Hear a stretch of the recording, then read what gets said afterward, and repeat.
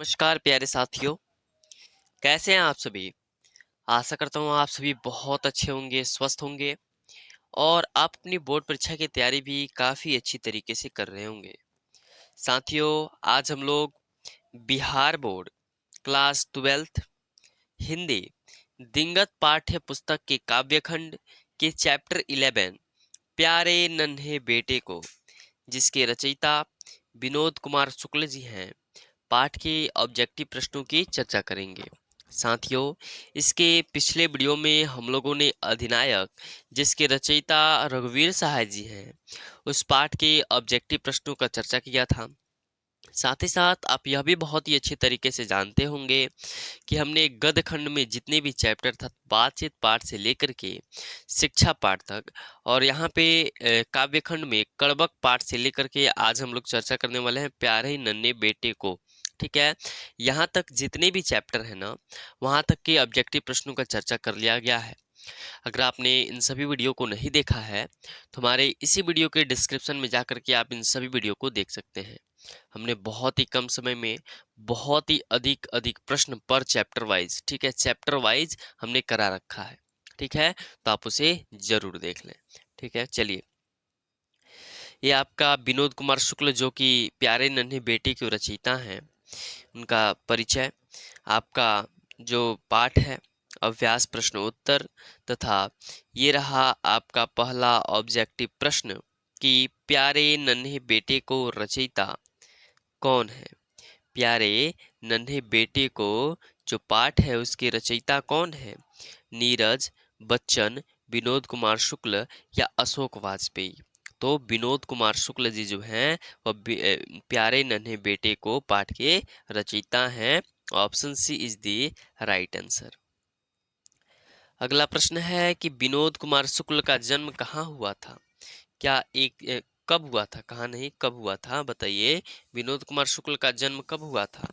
क्या 1 जनवरी 1937 को, 12 फरवरी 1937 को, 20 मई 1934 को या 12 जुलाई 1944 को? बताइए, विनोद कुमार शुक्ल जी का जन्म कब हुआ था? तो 1 जनवरी 1937 को विनोद कुमार शुक्ल का जन्म हुआ था।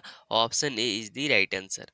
बोला जाएगा इनका जन्म स्थान कहाँ पर है, यानी इनका जन्म कहाँ पर हुआ था? तो राजनांद गांव छत्तीसगढ़ में जो है वहां पर इनका क्या हुआ था? जन्म स्थान है। ठीक है, चलिए, अगला प्रश्न है कि पत्नी बिटिया को क्या करती थी? बताइए, जो पत्नी है वह बिटिया को क्या करती थी? डांटती थी, पढ़ाती थी, सुलाती थी या समझाती थी? तो जो पत्नी है ना, वह बिटिया को समझाती थी। Option D is the right answer. ठीक है, option D is the right answer. अगला प्रश्न है कि पिता बिटिया को क्या करता है? जो पिता है वह बिटिया को क्या करता है? घुमाता है, चलाता है, सिखलाता है या मारता है? तो पिता जो है ना, वह बिटिया को सिखलाता है। Option c is the right answer. और यह पत्नी बिटिया को क्या करती थी और पिता बिटिया को क्या करता है, यह बहुत ही महत्वपूर्ण प्रश्न है आपकी बोर्ड परीक्षा के लिए। ठीक है, अगला प्रश्न, कौन सी कृति विनोद कुमार शुक्ल की नहीं है? बताइए, इसमें कौन सी जो कृति है वह विनोद कुमार शुक्ल की नहीं है? सब कुछ होना बचा रहेगा, वह आदमी नया गरम कोट पहनकर चला गया विचार की तरह, नौकर का कमीज या असाध्य वीणा? तो असाध्य वीणा जो है ना, वह विनोद कुमार शुक्ल ने नहीं लिखा है। Option D is the right answer. अगला प्रश्न है कि मेहनतकश और औरत को कवि ने किस रूप में देखा है? सोना, लोहा, पत्थर, लकड़ी? तो मेहनतकश और औरत को कवि ने लोहा के रूप में देखा है। Option b is the right answer. अगला प्रश्न है कि कौन सी कृति विनोद कुमार शुक्ल की है? दीवार में एक खिड़की रहती थी, कुछ पत्ते कुछ चींटियां, चींटियां यहाँ पे चींटियां होगा। ठीक है, हारे को हरिनाम, मौत मुस्कुराए? कौन सी कृति विनोद कुमार शुक्ल की है इसमें, जो विनोद कुमार शुक्ल ने लिखा है? तो इसका हो जाएगा, आपका सही उत्तर हो जाएगा कि दीवार में एक खिड़की रहती थी। Option A is the right answer, जो कि विनोद कुमार शुक्ल जी ने लिखा है। अगला प्रश्न है कि विनोद कुमार शुक्ल की किस कृति पर मनिकौल ने फिल्म बनाई थी?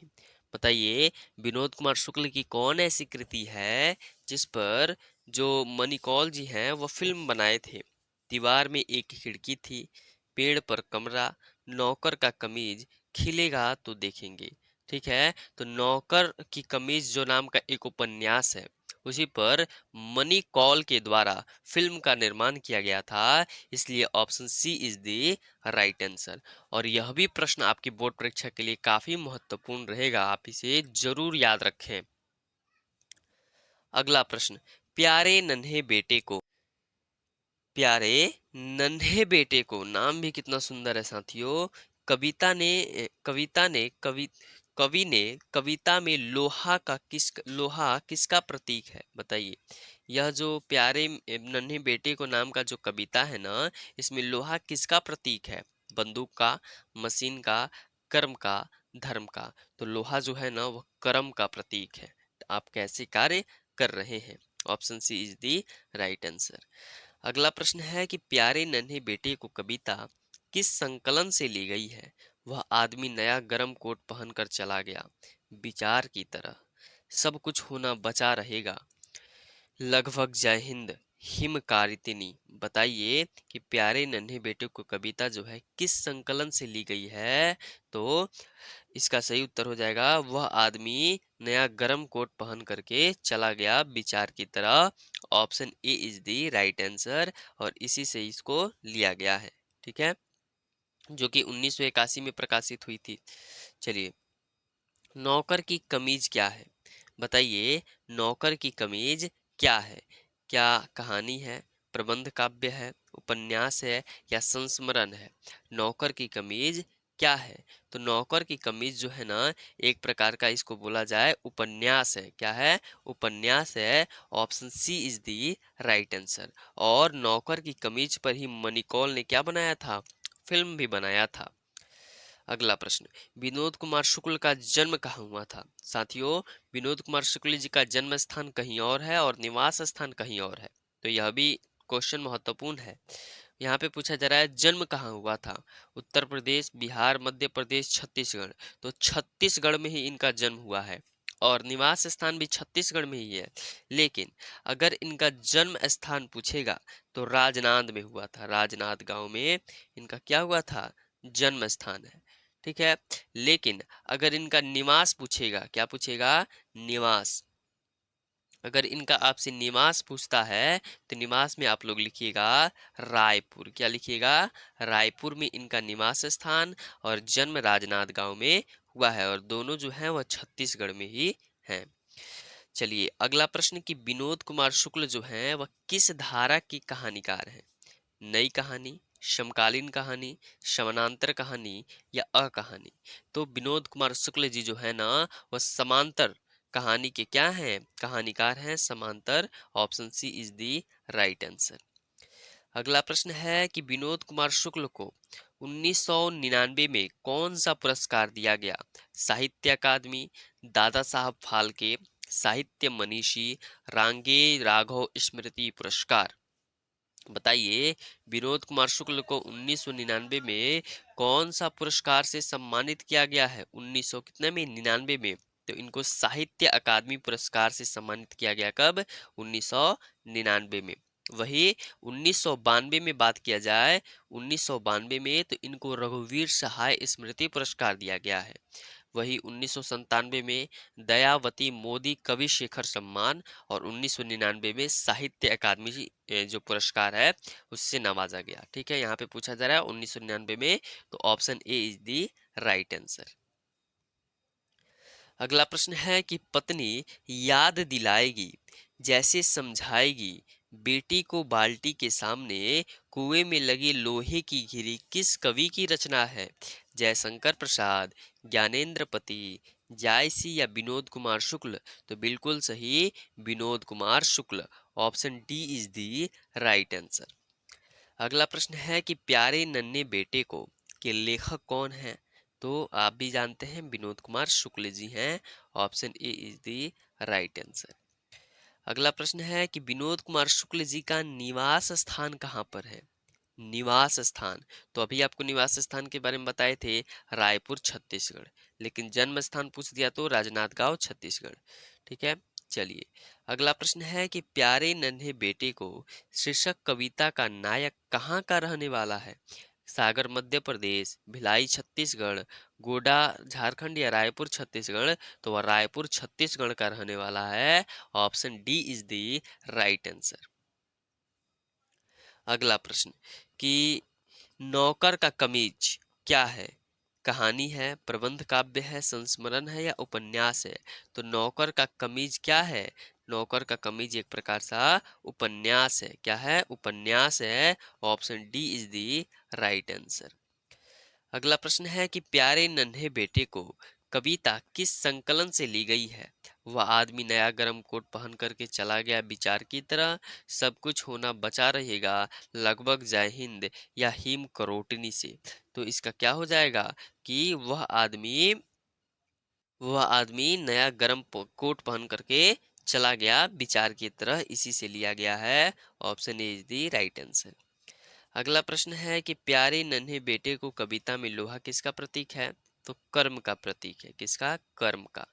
ठीक है, चलिए यह तो अभी आपको बताए थे कि पिता बिटिया को क्या करता है? तो पिता बिटिया को क्या करता है? वह उसको सिखलाता है। Option c is the right answer. अगला प्रश्न है कि विनोद कुमार शुक्ल को किस कृति पर मनिकौल ने फिल्म बनाई थी? तो नौकर की कमीज पर। Option c is the right answer. अगला प्रश्न है कि कौन सी कृति विनोद कुमार शुक्ल की है? इसमें से कौन सी कृति जो है वह विनोद कुमार शुक्ल की है? क्या दीवार में एक खिड़की रहती थी, कुछ पत्ते कुछ चिट्ठियां, हारे को हरिनाम या मौत मुस्कुराई? तो दीवार में एक खिड़की रहती थी या विनोद कुमार शुक्ल की है। Option A is the right answer. अगला प्रश्न की मेहनत का और औरत को कवि ने किस रूप में देखा है? तो लोहा के रूप में देखा है। Option b is the right answer. अगला प्रश्न कि विनोद कुमार शुक्ल का पहला कविता संग्रह कौन सा है?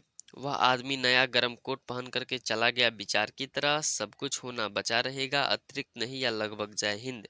तो लगभग जय हिंद इनकी पहली कविता संग्रह है। Option D is the right answer. अगला प्रश्न कि विनोद कुमार शुक्ल विश्वविद्यालय में किस विश्वविद्यालय में एसोसिएट प्रोफेसर के पद पर रहे थे? राजेंद्र प्रसाद कृषि विश्वविद्यालय, चंद्रशेखर आजाद कृषि विश्वविद्यालय या इंदिरा गांधी कृषि विश्वविद्यालय या नरेंद्र देव कृषि विश्वविद्यालय? तो इंदिरा गांधी कृषि विश्वविद्यालय में ये एसोसिएट प्रोफेसर के पद पर थे। Option c is the right answer. अगला प्रश्न कि विनोद कुमार शुक्ल का पहला कविता संग्रह लगभग जय हिंद पहचान सीरीज के अंतर्गत कब प्रकाशित हुआ था? बताइए, लगभग जय हिंद कब प्रकाशित हुआ था? तो वह 1971 में प्रकाशित हुआ था। Option A is the right answer. अगला प्रश्न कि 1999 में विनोद कुमार शुक्ल को कौन सा पुरस्कार प्रदान किया गया था? तो अभी आपको बताएं, 1992 में अगर पूछेगा तो रघुवीर सहाय स्मृति पुरस्कार, 1997 में पूछेगा दयावती मोदी कवि शेखर सम्मान, और 1999 में साहित्य अकादमी पुरस्कार से नवाजा गया था।